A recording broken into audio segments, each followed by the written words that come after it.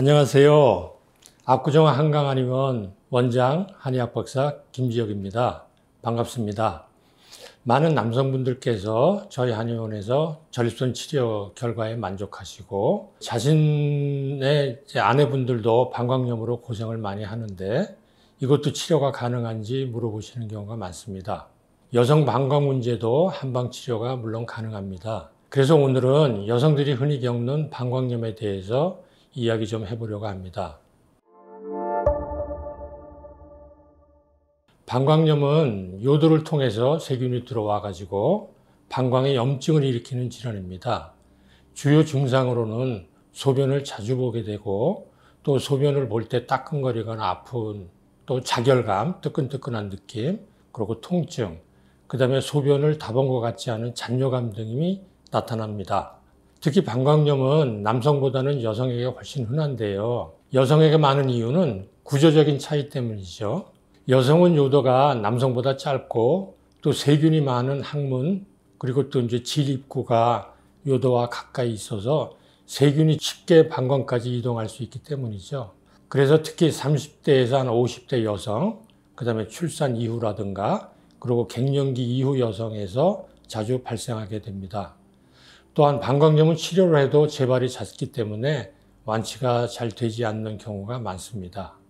실제로 어느 정도로 발생하나요? 네, 국내 여성의 이제 절반 정도에서 평생 한 번 이상 방광염을 겪는다고 합니다. 문제는 항생제를 먹으면 금방 나아지지만 3개월 내에 재발하는 경우가 많다는 겁니다. 이게 반복되면 결국 이제 방광염과 평생 함께 사는 상태가 돼버립니다. 왜 이렇게 재발이 잦은 걸까요? 재발이 잦은 이유는 여러 가지가 있을 수 있겠는데요. 첫째, 신체적인 면역력이 저하됐을 때, 둘째, 방광 점막이 회복되기 전에 급성기 치료를 했는데 완벽하게 마무리 안 된 상태에서 이제 일상으로 복귀하는 경우죠. 세 번째는 이제 생활 습관의 문제로 물을 너무나 적게 마시는 여성분이라든가 또 아니면 소변을 오래 참고 나는 습관을 가지고 계신 분들, 그 다음에 이제 체력적인 부분에 있어서는 또 하복부가 냉한 경우 자주 발생을 하게 됩니다. 문제는 항생제는 세균만을 없애줄 뿐이지 방광의 재생력을 키워주지는 못합니다. 그래서 재발을 많이 하는 겁니다. 그렇다면 한의원에서는 어떻게 치료를 하나요? 방광염을 한방에서는 단순히 세균만 보는 것이 아니고 그 환자분의 이제 체질이라든가 혈액순환 상태 또 면역력까지 같이 본다는 게 가장 큰 차이라고 볼 수 있습니다. 급성 방광염은 염증과 통증을 빨리 잡아주는 게 이제 우선이지만 그걸로 끝나면 또 재발할 수 있거든요. 그래서 치료가 끝난 뒤에도 만성화되지 않도록 몸의 회복력 자체를 키우는 것이 아주 중요합니다. 만성 방광염은 이런 접근보다는 조금 이제 차이가 더 있죠. 이미 방광 자체가 약해져 있고 전신 면역력도 이제 떨어져 있기 때문에 방광뿐만이 아니라 몸 전체의 기능을 강화하고 면역을 끌어올리는 근본 치료를 하게 됩니다. 한의학에서는 이런 방광염을 임증이라고 이제 부르는데 요거 설명을 하자면은 소변이 자주 마렵고 또 시원치 않고 통증이나 심하면 혈뇨까지 동반되는 상태를 전체를 묶어서 부르는 표현이라고 생각하시면 됩니다. 그러면 방광염을 한의학에서는 어떤 유형으로 구분하나요? 이 여성분들이 겪는 방광염, 소변 문제에 해당되는 것은 크게 한 3가지 경우로 나눠서 볼 수 있는데 첫째가 이제 열림이라고 그래가지고 주로 이제 급성 방광염에 해당되는 것이고 흔히 세균 감염으로 생긴 거를 말하는 거고요. 소변이 자주 급하게 마렵고 볼 때 이제 따끔따끔하고 장자갈 같은 것도 있고 소변 색깔이 진하고 탁하고 또 심할 때는 이제 혈뇨까지 나올 수 있는 거죠. 이럴 때는 하초에 끼어 있는 이제 습열, 쉽게 얘기해서 염증 이런 것들을 이제 빼주는 처방이 이제 주로 활용이 되는데요. 그 대표적인 처방이 이제 용담사간탕이라는 이런 처방의 계열을 많이 투여하고 있습니다. 두 번째는 이제 기림이라고 그래가지고 스트레스나 긴장 때문에 기운이 막히든가 기가 허약할 때 생기는 경우고요. 이거는 이제 소변이 가늘게 나오고 또 시원치 않고 또 잔뇨감이 심하게 나타나는 거고, 전신적인 문제는 이제 피로가 심하고 또 스트레스나 이런 걸로 인해서는 또 가슴이 답답할 때도 같이 나타날 수 있는 증상이죠. 이럴 땐 기운을 북돋아주는 보증익기탕 같은 처방을 씁니다. 세 번째는 이제 노림이라고 그래가지고 나이가 든 분들 또는 이제 만성 질환을 겪고 있는 분들, 과로 뒤끝에 방광과 신장 기능이 이제 약해진 경우에 나타나는 거죠. 그래서 이 경우에도 물론 쉽게 피로한 현상은 생길 수 있고요.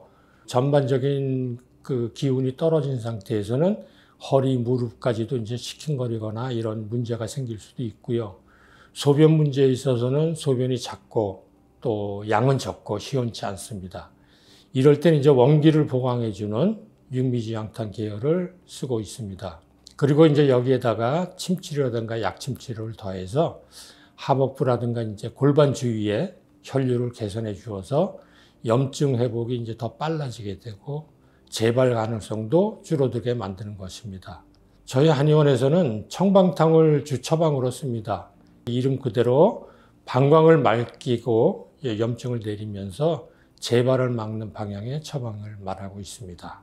우리 일상에서 바로 실천할 수 있는 예방법이 있을까요? 그렇죠. 예방이라고도 볼 수 있고 생활 수칙이라고도 할 수 있는데 한 5가지 정도를 기억해 두시는 게 좋을 것입니다. 첫째, 평소에 수분 섭취가 월등히 적었던 분들 같은 경우에는 하루에 한 1.5 내지 2리터 정도의 충분한 수분을 섭취하도록 노력을 해 주시는 게 좋겠고요. 또 습관적으로 소변을 오래 참았던 분들은 절대 이제 참지 않기를 노력을 하시면 좋겠고요. 그 다음에 이제 하복부는 특히나 여성들 같은 경우는 하복부가 따뜻해야 되기 때문에 하복부를 항상 차지 않게 좀 따뜻하게 해주는 게 좋겠고요. 네 번째는 배뇨 후에 닦을 적에는 앞에서 뒤쪽 방향으로 닦는 것을 기억을 해 주시고요. 또 5번째는 평소에 이제 옷을 입을 적에 속옷은 면 소재의 속옷을 주로 착용하시는 게 좋겠고요. 그 다음에 청바지라든가 이런 류에 이제 꼭 끼는 옷은 피하는 것이 좋습니다. 그 다음에 또 한 가지 추가해야 될 부분은 성관계 후에 방광염 현상이 많이 생기는 경우가 있는데요. 관계 후에는 반드시 소변을 봐서 그 방광을 비워놓는 그런 습관을 들이는 게 좋고요. 그 다음에 이제 청결에 너무 그 집중을 하다 보니까 뒷물을 자주 하시는 분들도 계신데 이 뒷물을 자주 하다 보면은 질내의 정상 세균까지도 이제 그 무너뜨리기 때문에 그 감염에 더 이제 역효과가 날 수도 있습니다. 박사님, 그러면 항생제를 전혀 쓰지 않아도 되나요? 물론 급성기 초기에는 항생제가 필요할 수도 있습니다.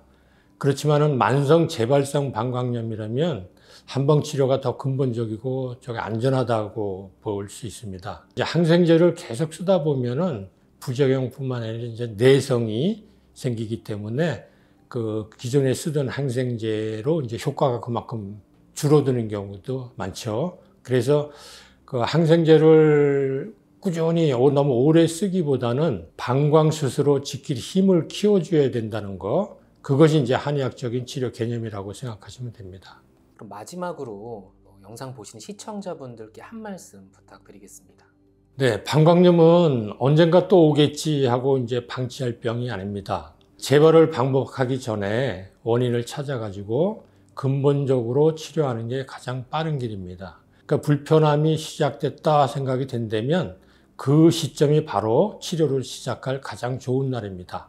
저희의 한의원을 찾아오신다면 아주 좋은 성과가 있을 것입니다. 감사합니다.